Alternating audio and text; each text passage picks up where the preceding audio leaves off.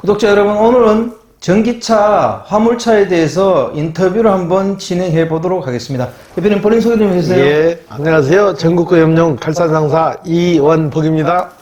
네. 대표님, 전기차로 예. 1톤만 지금 나오고 있나요, 화물차가? 아니죠. 1톤만 나오는 게 아니고, 그렇죠. 차종은 1톤만 나오는데, 네. 카고, 잉바디, 뭐, 여러 종류가 나오고 있죠. 네. 예. 뭐 1.2톤 이렇게 나오는 건 없어요? 1.2톤은 전기차가 나오는 게 없어요. 1.2톤 자체가 오토도 없잖아요. 네네. 예. 그러면 1톤 전기차는 오토도 나오나요? 다 오토죠. 아, 다 오토요? 예. 요즘 뭐 거의 스틱을 안 하시나 보죠? 예. 네. 거의 스틱은 사라졌다고 봐야 돼요. 네. 예. 그러면 예전에 전기차 번호판을 받은 분들 있잖아요. 예. 그때는 그냥 무료로 정부에서 나눠줬나요? 그렇죠. 처음에는 쉽게 말해서 홍보기간이라고 보시면 돼요. 어차피 내연기관차가 매연 때문에 이제 다 없어지는 추세잖아요. 네네. 내연기관차를 없애기 위한 방법으로 전기차가 나와서 처음에 전기차를 영업용으로 쓸 때는 정부에서 돈을 지원을 해줬죠. 네네. 시 자체로 내려보내서 시 자체에서 예산을 확보해서 쉽게 말해 무제한하는 게 아니고 100대면 100대, 200대면 200대 그 한도 내에서 정부 지원금을 받고 거기에 또 특혜를 준 게 영업용 번호판을 장착을 하게 해줬죠. 조건만 갖추면은. 근데 그 방법은 그 영업용 번호판을 달았을 때 그냥 본인이 사서 다는 게 아니고 정부에서 준 거잖아요. 그건 한시적으로 준 거예요. 이거를 내가 영업용 사업을 하다가 종료했을 때는 그 후에 반납을 해야 된다고. 예. 그냥 일반 전기차 번호판하고 사업용 전기차 번호판이 뭐 구분되는 게 있어요? 그건 구분이 안 되죠. 구분이 안 되는데 지금 어떻게 와서 어떻게 구분한 거니? 처음에 구청이나 시자체에서 준 번호판 이 번호판은 매매가 할 수가 없어요. 반납이에요. 내가 사업을 종료했을 때는 그 번호판을 반납을 하고 차만 빼오는 거예요. 차만 빼오는데 그 차도 쉽게 말해서 인천 직할시에서 보증을 받아서 차를 샀잖아요. 차를 사가지고 인천시외를 벗어나면 안 돼요. 2년간은 보유를 하셔야 돼. 그 관내 지방으로 가면 안 된다고. 그 지자체에서 보증을 받았기 때문에. 영업용은 다 노란색이죠. 아, 바, 사, 자, 아. 예.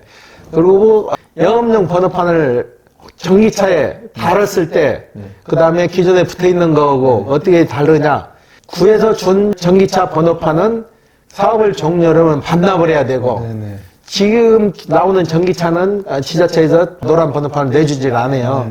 그래서 본인이 사서 달아야 되는데 이 번호판을 쉽게 말해서 1톤 차에 붙어 있는 번호판 있죠. 내연기관에 있는 번호판이나 마보, 다마스 여러 종류의 이제 번호판을 사가지고 전기차로 달았을 때 그 번호판이 전기차로 가는 순간 이제 전기차 번호판이 되는 거예요.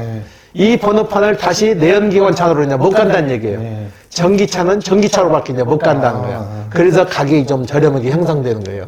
살 때는 비싼 가격에 사는데 내가 되팔 때는 그 가격을 못 받는다는 얘기죠. 예. 그러니까 전기차에 달았던 번호판은 가스차나 디젤차로 못 간다는 못 거죠? 가죠. 전기차로밖에 못 간다고요.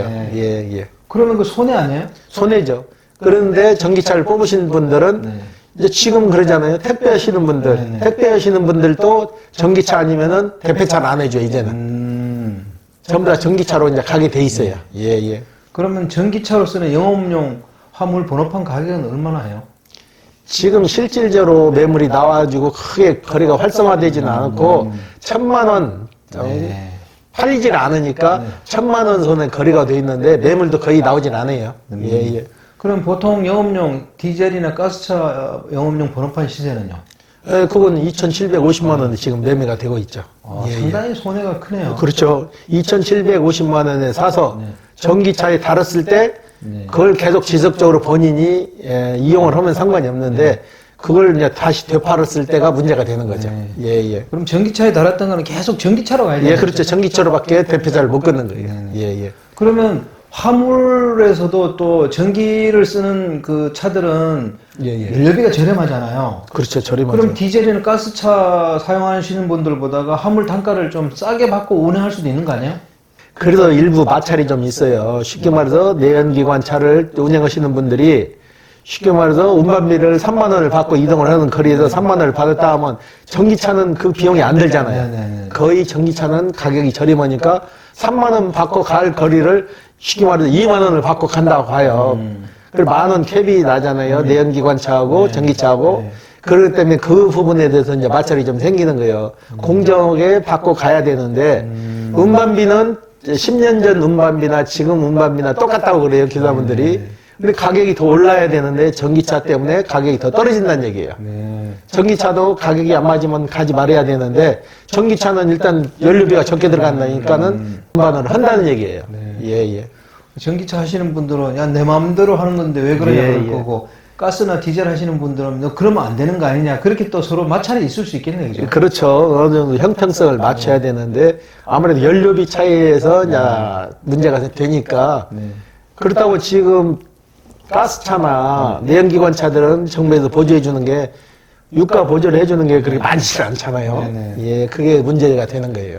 예, 예. 그럼 전기차도 뭐 보조해 주는 게 있어요? 아, 전기차는 보조를 안 해주죠. 가격이 싼데 거기다 또 보조를 해주면 그건 더 안 되는 거죠. 근데 전기차가 그렇더라도 장단점이 있을 거 아니에요? 그 장단점에 대해 좀 설명 한번 해주시죠. 그렇죠. 장단점은 뚜렷하죠. 쉽게 말해서 전기차가 물건을 1톤 차다 보면은 1톤을 싣고 지방을 갔을 때 무게가 있잖아요. 무게가 있어서 쉽게 말해서 200km를 간다 했을 때 200km를 쭉 못 가는 거예요. 무게가 있으니까. 그리고 다시 되돌아올 때는 왕복이 안 된다는 얘기죠. 중간에 다시 전기 충전을 해서 올라야 되는 거고. 그리고 내연기관차는 그런 걱정이 없잖아요. 가스 충전소나 주유소에서 충전만 하면 그건 풀로 왔다 갔다 할 수 있잖아요. 예, 그 장단점이 뚜렷하죠. 네. 전기차 충전소에 가도 뭐 충전기 고장 나거나 충전하기 어렵다는 얘기도 많더라고요. 많이들 그러시더라고요. 쉽게 말해서 전기차 충전소 가면은 한 10대 정도, 고속도로 가면 그런 게 있잖아요. 한 10개 정도 있는데 그 중에 절반 정도는 고장이라는 얘기예요. 그래서 그 관계자들 분들은 그거 점검을 좀 잘 해놓으셔야 될 것 같아요. 그 액세서리를 해놓은 거 아니잖아요. 표를 봐주기 위해서 했으면은 제때 가서 충전할 수 있게 그 정도는 잘 융통성 있게 유지를 해주셔야 되는 게 맞는 거죠. 예, 예. 대표님도 화물차 운전해 보셨죠? 예, 저도 한 5년 정도 했죠. 5년 정도 하다가 중간에 접고 개인 택시 한 6년 하다가 접고 정비공장 하다가 이 사업을 하는 거예요. 예, 예. 대표님께서는 만약에 그 화물차 하시러 오시는 분들이 차종을 선택할 때 예, 예. 어떤 걸 권하시는 편이에요? 일단은 최단성이죠. 쉽게 말해서 연료비나 물건 실는 양이나 기업체에서 오다가 오잖아요. 오다를 제일 많이 받을 수 있는 차량. 경비 조금 나가고 많이 벌 수 있는 차량을 권하죠. 그리고 제 입장 같은 경우에는 스타리아를 권해요. 스타리아는 화물을 실 수 있는 공간이 넓기 때문에 쉽게 말해서 지금은 짐을 하나 싣고 가면 생산성이 안 맞아요. 2개, 3개, 4개 업어서 가야 되는데 칸 종류에는 그게 많이 2개, 3개 업을 수도 없고 그 다음에 일단 유지비가 많이 들잖아요. 예, 예. 실제로 그러면 많이 판매되는 게 디젤이나 가스 화물차인가요? 가스는 요즘에서 정부에서 이제 지원을 해주니까 전기차 대신 가스차를 좀 많이 타시는 거고 지금 그 주류는 내연기관차죠. 쉽게 말해 비율로 따지면은 내연기관차가 한 70%, LPG 차량이 20%, 전기차가 10%. 그 정도 비율로 지금 운영되고 있어요. 그럼 여기서 한 번만 더 질문 드릴게요. 대표님 1톤 카고 있잖아요. 예, 카고나 뭐 윙바디 뭐 이런 거에 차이가 있는데 왜 각각 이렇게 그런 걸 선택해서 이렇게 운행을 하시는 거죠? 일단 실는 물건의 차이죠. 1톤 카고 같은 경우는 지게차로 떠서 바로 상하차가 펴놓고 호이스트나 이런 걸로 해서 내려서 실 수 있지만 윙바디는 지게차로는 실 수 있는데 호이스트나 이런 거는 물건을 못 실잖아요. 그리고 이제 고가 제품들, 공항에서 나오는 고가 제품들은 윙바디를 하게 되면 일단은 비 맞을 우려도 없고 분실 우려도 없고 편하잖아요. 짐을 싣고 안에서 묻고 윙을 내리면 딱 포장이 되잖아요. 카고는 물건을 싣고 내리기는 편한데 비 오거나 이럴 때는 좀 불편하잖아요. 예, 그 차이예요. 그러면 카고 시장이 있고 윙바디 시장이 있고 뭐 이렇게 있네, 그죠? 그렇죠. 근데 앞으로 추세가 선진국으로 물류가 변할수록 윙바디로 갈 수밖에 없어요. 예, 예. 그 이유는 또 뭐예요? 일단은 안전성이죠. 도로에 보다 보면 낙하물이 많이 떨어져 있는 거 보죠. 차에서 또 낙하물들 많이 떨어지잖아요. 네. 그런 걸 방지하기 위해서도 그렇고, 비 오는 날 윙바디는 그런 게 상관이 없잖아요. 네. 윙 올리고 내리면 다치는 거니까. 그리고 큰 물건을 실어도 안전성이 있는 거죠. 네. 예, 예. 전기차는 한번 충전하면 보통 몇 킬로 정도 운행해요? 보통 한 200km 반짝으로 저는 알고 있거든요. 근데 그 실질적으로 겨울 같은 경우는 문제가 커요. 겨울에는 배터리 수명이 100으로 봤을 때 50%도 안 나와요. 아, 예, 예. 아직 여러 가지 좀 문제가 있긴 있네요. 화물차 예, 중에 예. 사용하기는 그죠? 그렇죠. 그래서 전기차 충전 한번 하면은 거리를 많이 가고 탈 수 있는 걸 그걸 계속 개발하는 그 단계로 알고 있어요. 예, 예. 그러면 지금 전기차는 근거리 화물 이렇게 운송하는 데 사용되겠네요? 그렇죠. 쉽게 말해서 택배. 네. 택배는 이제 전기차로 다 바뀔 거예요. 네. 택배는 멀리 가는 게 아니잖아요. 네, 네. 그 지역 동네에서 돌기 때문에 택배는 충분히 가능을 해요. 아, 예, 예. 네. 알겠습니다. 대표님 오늘 인터뷰 감사합니다. 예. 자, 구독자 여러분, 오늘은 전기 화물차에 대해서 인터뷰를 한번 해봤습니다. 전기차가 좀 장점도 있고 또 단점도 명확한 것 같아요. 그래서 뭐 화물차 선택하실 때 어떻게 할 것인지 뭐 결정할 때 오늘 영상이 좀 도움이 됐으면 좋겠습니다. 자, 호화제는 다음 주에 또 다른 주제로 구독자 여러분 만나 뵙겠습니다. 안녕히 계십시오. 호화제였습니다.